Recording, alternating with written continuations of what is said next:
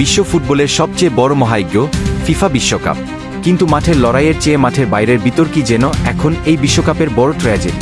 Football কি আজ রাজনীতির হাতের পুতুল, নাকি স্বচ্ছতা হারিয়েছে ফিফার অন্দরে? সেই প্রশ্নই তুলছে সারা বিশ্ব। ঘটনা 1।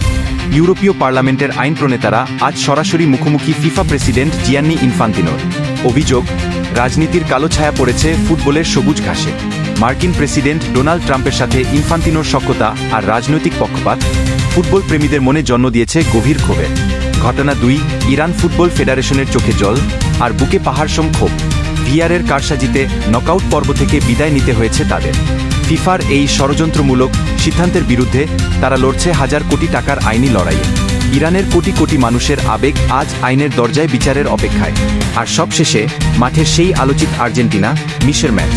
রেফারি ফ্রাঁসোয়া লেটেক্সিয়ারের বিতর্কিত সিদ্ধান্ত মিশরের স্বপ্নকে গুড়িয়ে দিয়েছে।